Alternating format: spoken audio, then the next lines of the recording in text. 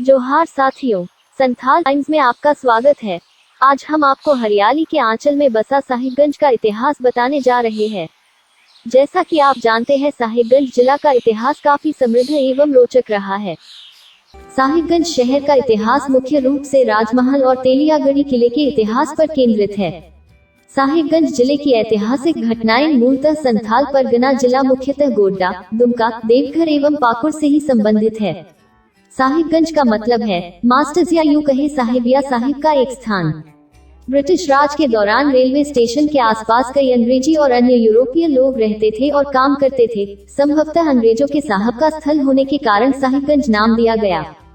Santhal times को national information centre, Jharkhand सरकार व विकिपीडिया के साथ अन्य स्रोत से जानकारियां एकत्रित करने के उपरांत पता चला कि राजमहल पहाड़ियों के क्षेत्र में मालस, मल पहाड़िया शुरुआती निवासी थे, जो अभी भी उसी पहाड़ियों के कुछ क्षेत्रों में रहते हैं। उन्हें मैक्सथीनीज के नोटों में उल्लिखित मल्ली माना जाता है। सेल्यूकस निकेटर के ग्रीक राजदूत, जो 302 ईसा पूर्व में राजमहल पहाड़ियों के आसपास के क्षेत्र में हुआ था।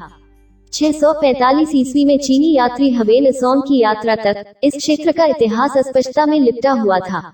अपने यात्रा वृतांत में तीर्थयात्री किले का उल्लेख करते हैं। तेलियागढ़ी के किले वर्तमान रेल मार्ग पर मिर्जा चौकी करंटोला रेलवे स्टेशन के पास में गंगा से दूर ऊंची ईंटों और पत्थर के टॉवर को देखकर संथाल टाइम्स को नेशनल इंफॉर्मेशन सेंटर, झारखंड सरकार व विकिपीडिया के साथ अन्य स्रोत से जानकारियां एकत्रित करने के उपरांत पता चला कि यह एक बौद्ध विहार था।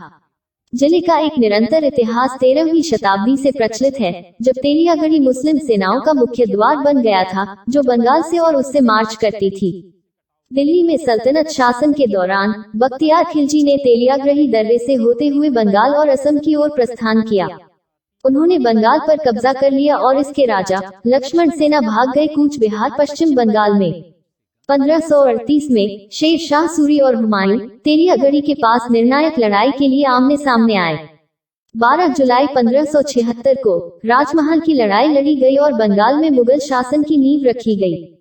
यह अकबर का सबसे भरोसेमंद सेनापति मान सिंह था, जिसने बंगाल और बिहार के वायसराय के रूप में अपनी क्षमता से 1592 में राजमहल को बंगाल की राजधानी बनाया था। लेकिन राजमहल का यह सम्मान अल्पकालिक था, क्योंकि राजधानी को 1608 में ढाका में स्थानांतरित कर दिया गया था। इसके कुछ ही समय बाद तेलियागढ़ी और राजमहल विद्रोही राजकुमार शाहजहां और इब्राहिम खान के बीच एक भयंकर लड़ाई का स्थल बन गया। शाहजहां विजयी होकर एक समय के लिए बंगाल का अधिपति बना। 1639 में राजमहल ने अपना गौरव हासिल किया और एक बार फिर शाह शुजा द्वारा दूसरे पुत्र के रूप में बंगाल की राजधानी बनाई गई। बंगाल के वायसराय के रूप में उनकी नियुक्ति हुई। यह 1660 तक मुगल वायसराय की सीट और 1661 तक एक टकसाल शहर के रूप में जारी रहा। राजमहल में डॉक्टर गैब्रियल बाउटेन ने शाह शुजा की बेटी को ठीक किया।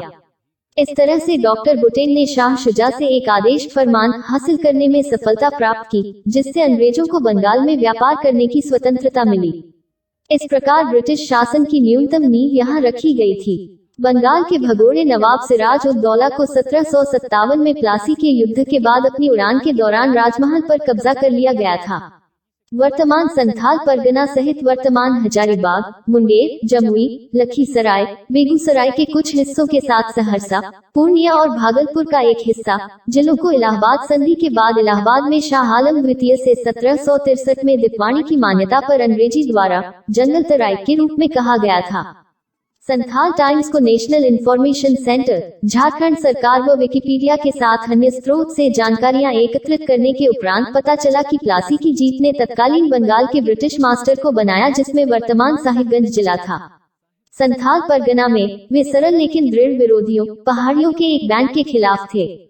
पहलिया स्वतंत्रता के प्रेमी थे और अपनी मातृभूमि में किसी भी घुसपैठिए को बर्दाश्त नहीं कर सकते थे। अंग्रेज बहुत चिंतित थे और वारेन हेस्टिंग्स ने भारत के गवर्नर जनरल ने पहाड़ियों पर अंकुश लगाने के लिए 1772 में 800 पुरुषों की एक विशेष वाहिनी का आयोजन किया, जिसे कैप्टन ब्रुक की कमान में रखा गया था, जिन्हें जंगल तराई का सैन्य गवर्नर नियुक्त किया गया था।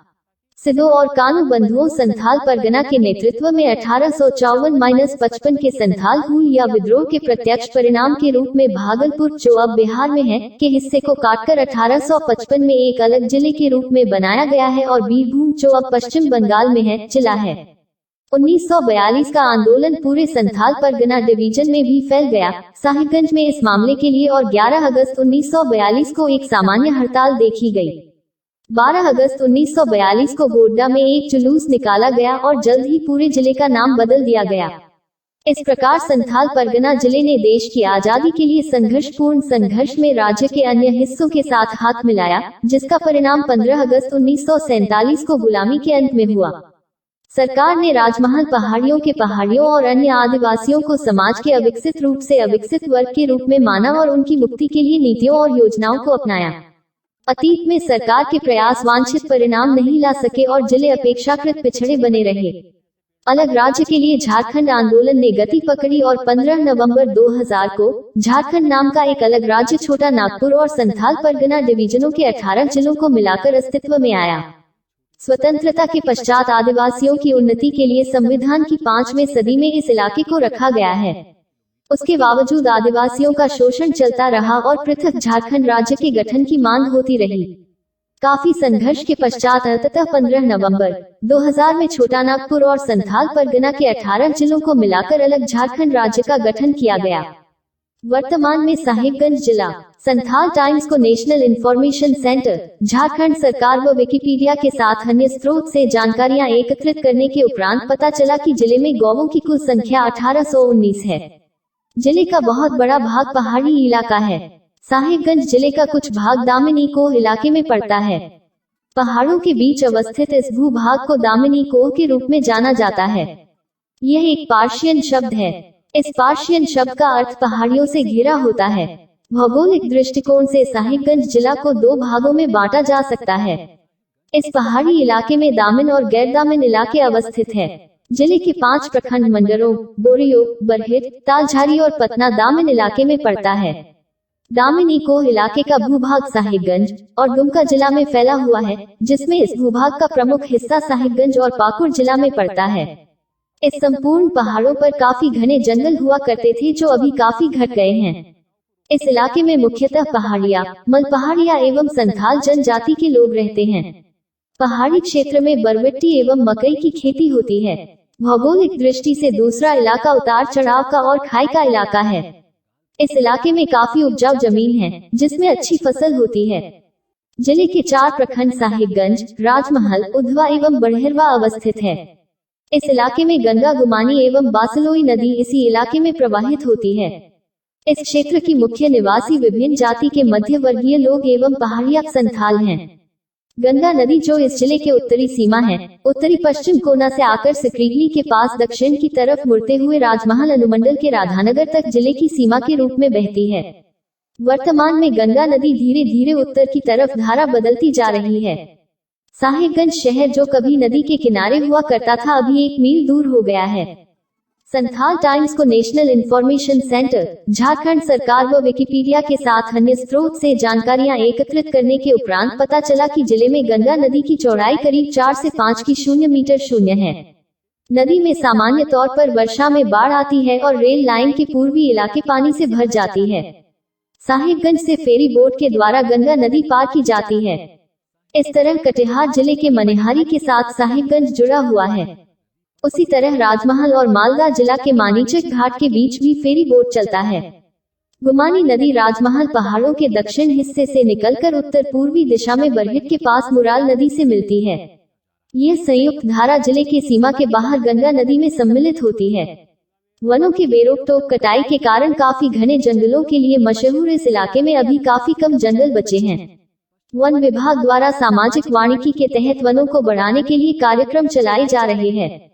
इस जिले में साल का पेड़ मुख्य रूप से पाया जाता है। कुछ सागवान के वृक्ष भी पाए जाते हैं, लेकिन वे अच्छी गुणवत्ता वाले नहीं होते हैं। कुछ अन्य वृक्ष जैसे कि कटहल, बांस, मुर्गा, सीमल, आसन और सतमल भी पाए जाते हैं। साल और सीमल के लकड़ी के लट्ठे और कटहल को भारी मात्रा में जिला के बाहर व झारखंड के बाहर प्रदान किया जाता है। इस जिले में पशुओं की उन्नत नस्ल दिखाई नहीं पड़ता है।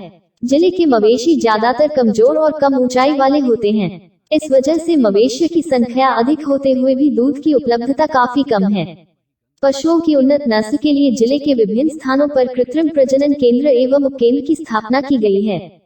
गंगा नदी के कारण जिले में मत्स्य पालन की काफी अधिक संभावना है। मुख्यतः रेहू, कतला, हिल्सा, टेंडरा यहाँ की नदियों में पाई जाती है। डॉल्फिन मछली भी अक्सर देखी जा सकती है।